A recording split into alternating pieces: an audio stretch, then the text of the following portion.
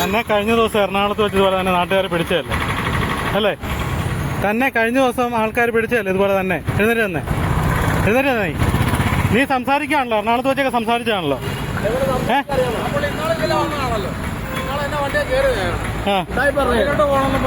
നീ കൈ എടുത്ത് എഴുന്നേറ്റ്.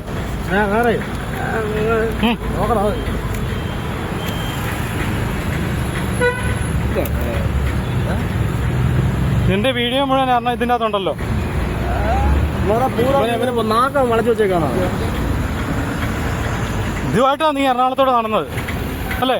എന്നിട്ട് പിന്നെ നേരെ പുതുപ്പള്ളിക്ക് പോന്നേ. എന്റെ വണ്ടി വന്ന് കയറിയതോ? എവിടെ വെച്ച്? ഇവിടുന്ന് കയറിയിട്ട് അവിടെ പള്ളിയിൽ പോകണമെന്ന് പറഞ്ഞു. പള്ളി ഒന്നും അറിയത്തില്ല.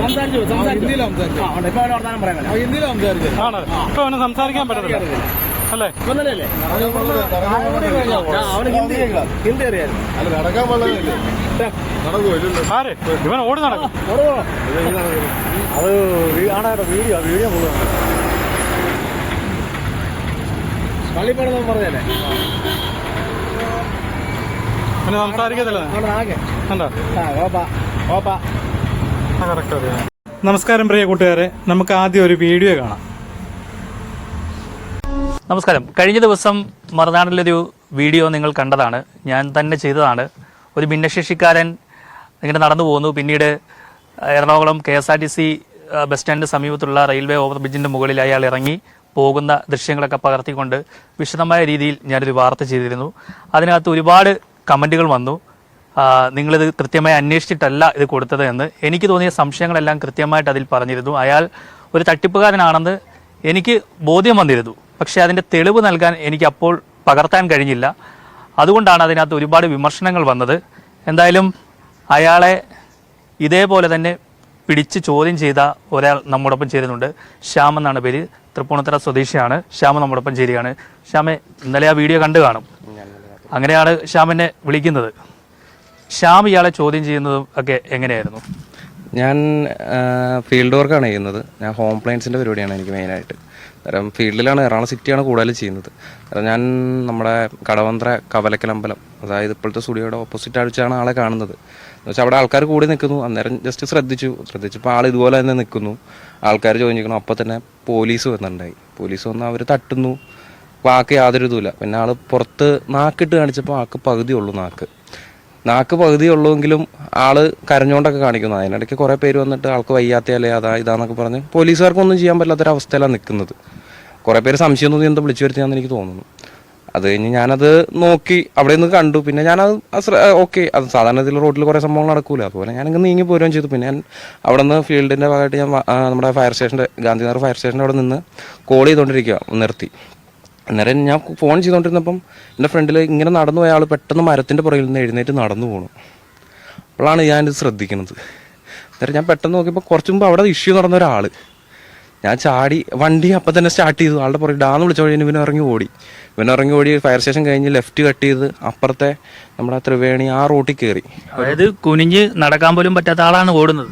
ആ സെയിം ആൾ, ആ സെയിം ഡ്രസ്സ്. ഞാനതാണ് ഞങ്ങൾക്ക് ഇന്നലെ ഞാൻ ആ വീഡിയോ കണ്ടപ്പോൾ തന്നെ രാത്രി ഞാൻ അപ്പം തന്നെ എൻ്റെ പഴയ ഫോൺ എടുത്ത് അതിനെടുത്തപ്പോൾ സെയിം ആള്, സെയിം ഡ്രസ്സ്, എല്ലാം സെയിം തന്നെ. ഷൂസിൽ മാത്രം എന്തൊരു വ്യത്യാസം ഉണ്ടെന്ന് എനിക്ക് തോന്നുന്നു.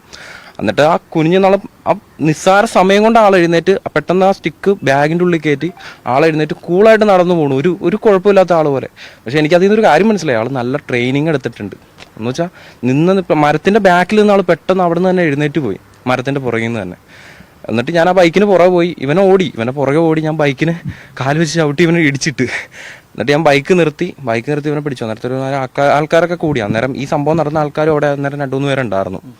അന്നേരത്തേനും പോലീസിനെ വിളിക്കാൻ പറഞ്ഞപ്പം അവിടെ അതിൻ്റെ വീഡിയോയ്ക്കകത്ത് ഉണ്ട്. അതിനകത്ത് അന്നേരം അവിടെ നിന്നവർ പോയി പോലീസിനെ വിളിച്ചപ്പോൾ തന്നെ പോലീസുകാർ വന്നു. അതിനകത്ത് ആദ്യം വന്ന ഡ്രൈവർ ഉണ്ടായിരുന്നു. ഡ്രൈവർക്ക് കാര്യം മനസ്സിലായി.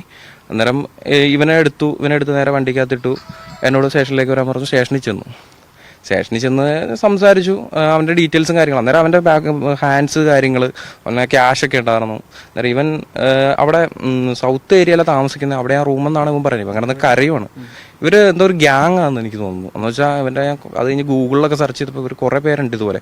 അത് കഴിഞ്ഞിട്ട് ഞാൻ ഇവനെ കണ്ടു തൃപ്പൂണിത്തുറയിൽ നമ്മുടെ സ്റ്റാൻഡിൻ്റെ സൈഡിൽ വെച്ച് കണ്ടു. അന്നേരം എനിക്ക് സമയം ഉണ്ടായില്ല. അപ്പം ഞാൻ അറിയുന്നൊരു ഓട്ടോക്കാരൻ ഇട്ട് കൊടുത്ത് അവരവിടെ നിന്ന് ഓടിച്ചെന്ന് എന്നോട് പറഞ്ഞു. എന്ന് വെച്ചാൽ ആ വീഡിയോസ് എൻ്റെ കിടക്കണ്ടായിരുന്നു. ഞാൻ പഴയ ഫോണിൽ കിടക്കണം. ആ പഴയ ഫോൺ ഇന്നലെ തപ്പി പിടിച്ചാണ് ഞാനത് എടുത്തത്. പക്ഷേ അന്ന് എനിക്ക് ഇയാൾ എഴുന്നേറ്റ് നടന്നു പോകുന്ന വീഡിയോ കിട്ടാത്തത് കൊണ്ടാണ്. കാരണം എനിക്ക് അവിടെ വാഹനം നിർത്താനുള്ള ഒരു സമയം കിട്ടിയില്ല. സമയമല്ല, അവിടെ നിർത്താൻ പറ്റില്ല, പാലത്തിന് മുകളിലാണ്. ശ്യാമ് പറഞ്ഞ പോലെ തന്നെ ഇയാൾ വളരെ പെട്ടെന്ന് തന്നെ എഴുന്നേറ്റ് അപ്പോൾ തന്നെ അവിടുന്ന് സ്ഥലം വിടുകയാണ്. ഒരാൾക്കും പെട്ടെന്ന് മനസ്സിലാവുക പോലുമില്ല. ആരുമില്ലാത്ത സ്ഥലത്തെത്തിയിട്ടാണ് ഇയാൾ ഈ കുനിഞ്ഞു നടക്കുന്ന ആൾ അവിടെ നിന്നും എഴുന്നേറ്റ് നിവർന്ന് നടന്നു പോകുന്നത്. എന്തായാലും ഇനി ഇയാളെ കാണുകയാണെങ്കിൽ തീർച്ചയായിട്ടും നിങ്ങൾ ചോദ്യം ചെയ്യണം, പോലീസിൽ ഏൽപ്പിക്കുകയും ചെയ്യണം. ഇയാൾക്ക് യാതൊരു കുഴപ്പവുമില്ല. നാക്ക് അകത്തേക്ക് മടക്കി വെച്ചിരിക്കുകയാണ്. അത് കണ്ടു കഴിഞ്ഞാൽ നാക്ക് ഇല്ലാത്ത ആളാണെന്നേ തോന്നുകയുള്ളൂ. അപ്പോൾ ഇക്കാര്യങ്ങളൊക്കെ കൃത്യമായിട്ട് നോക്കുക, മനസ്സിലാക്കുക. ഒരു 10 പൈസ പോലും ഭിക്ഷക്കാർക്ക് കൊടുക്കാതിരിക്കുക. അതാണ് ഏറ്റവും നല്ല കാര്യം. നിങ്ങൾക്ക് തോന്നുകയാണെങ്കിൽ അല്പം ഭക്ഷണം നൽകുക. ഇത് മാത്രമാണ്. അപ്പോൾ ഇക്കാര്യങ്ങൾ ബോധ്യപ്പെടുത്തുവാൻ വേണ്ടിയിട്ടാണ് ശ്യാമുഭായി ഞാൻ. അപ്പം നിങ്ങൾ ഈ വീഡിയോ കണ്ടല്ലോ. ഇന്ന് വൈകുന്നേരമാണ് പുതുപ്പള്ളിയിലെ എൻ്റെ ഒരു സുഹൃത്ത് പ്രവീണാണ്. അദ്ദേഹം എന്നെ വിളിച്ചിട്ട് പറഞ്ഞു നമ്മുടെ എറണാകുളത്തെ തട്ടിപ്പുകാരൻ പുതുപ്പള്ളിയിൽ എത്തിയിട്ടുണ്ടെന്ന് പറഞ്ഞ്. അപ്പോൾ എനിക്ക് ആദ്യം അങ്ങോട്ട് പെട്ടെന്ന് പിടുത്തം കിട്ടിയില്ല. അപ്പോൾ എന്നോട് ഞാൻ പറഞ്ഞു, എന്നാൽ ഒരു കാര്യം ചെയ്യാം, അദ്ദേഹം അറിയാതെ ഒരു വീഡിയോ എടുത്ത് എനിക്ക് ഇട്ടുതരാൻ പറഞ്ഞു. അപ്പോൾ വീഡിയോ കണ്ടപ്പോൾ എനിക്ക് മനസ്സിലായി ഇത് നമ്മുടെ പഴയ തട്ടിപ്പുകാരൻ തന്നെയാണ്. അദ്ദേഹം ഇപ്പോൾ പുതുപ്പള്ളി നമ്മുടെ പെട്രോൾ പമ്പിൻ്റെ ഭാഗത്തോട്ട് പോയെന്ന് അറിഞ്ഞത്. അപ്പോൾ ഞാൻ ഓടി നേരെ പുതുപ്പള്ളി ചെന്നപ്പോൾ പ്രവീണും എൻ്റെ പുറകെ ഇങ്ങനെ വന്നുകൊണ്ടിരിക്കുകയായിരുന്നു. അപ്പോൾ ഞങ്ങളെല്ലാം കൂടെ പുതുപ്പള്ളി ബസ് സ്റ്റാൻഡിൻ്റെ അവിടെ വെച്ച് അവനെ ചോദ്യം ചെയ്യുന്ന ഭാഗങ്ങളൊക്കെയാണ്. എന്നിട്ട് അവൻ പെട്ടെന്ന് ഇതെല്ലാം മനസ്സിലാക്കി കഴിഞ്ഞപ്പോൾ ആൾക്കാരെല്ലാം കൂടുതലെന്ന് കണ്ടപ്പോഴത്തേന് അവൻ ഒരു പത്തനാട് ഒരു ബസ് വന്നപ്പോൾ അതേ ചാടി കയറി പോയി. ബസ്സിലോട്ട് കയറിയപ്പോൾ തന്നെ ബസ്സുകാരെല്ലാം ഇവന് പെട്ടെന്ന് ഒരു സീറ്റ് അറേഞ്ച് ചെയ്ത് കൊടുത്താണ് ഞാൻ കണ്ടത്. അപ്പോഴത്തേന് ഞാൻ ആ ബസ്സുകാരോട് പ്രത്യേകം പറഞ്ഞു ഇവൻ തട്ടിപ്പുകാരനാണ്, സൂക്ഷിക്കുക എന്ന്. അപ്പോൾ ഇതുപോലെ നിങ്ങളുടെ പുതുപ്പള്ളിയിലാണേലും അതുപോലെ ചങ്ങനാശ്ശേരി ഭാഗത്തോട്ട് കറുകച്ചാൽ ഭാഗത്തേക്കാണ് ഇവൻ പോയിരിക്കുന്നത്. ഇവനെ എവിടെ കണ്ടാലും പിടിക്കുക, ഇവനെ ചോദ്യം ചെയ്യുക. ഇവൻ തട്ടിപ്പുകാരൻ തന്നെയാണ് തീർച്ചയായിട്ടും.